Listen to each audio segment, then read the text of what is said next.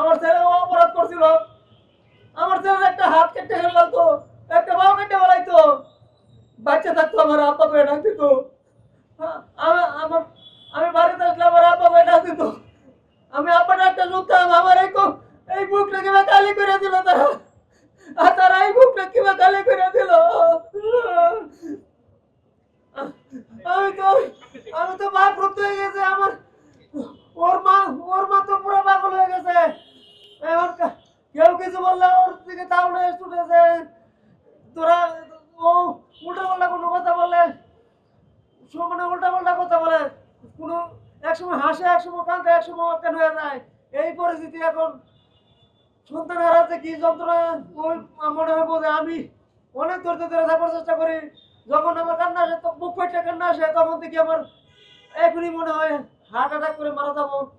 কিন্তু আড়ালে গিয়া আড়ালে গিয়া কান্না করি, তো ওর মার সামনে কান্না করতে পারি না, কারণ ও পাগল। ও পাগল, ও কি করে কিছু বুঝি না।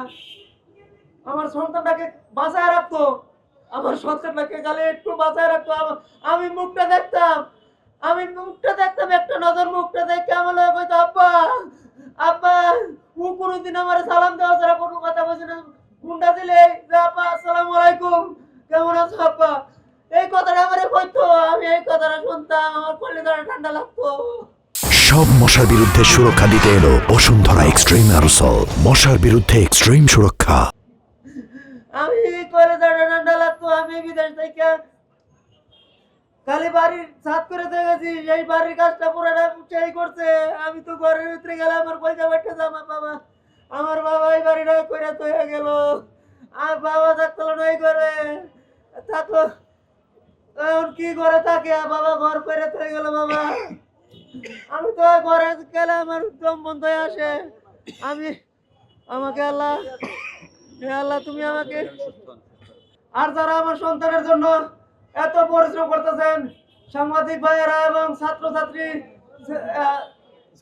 আমার ছেলে মেয়েরা, তোমরা আমার ছেলে মেয়ের মতন, ছাত্র দলের ছেলে মেয়েরা, এবং আমাদের ছেলের জন্য জনাব তারেক রহমান সাহেব আমার ছেলের জন্য অনেক অনেক খোঁজখবর নিতেছেন।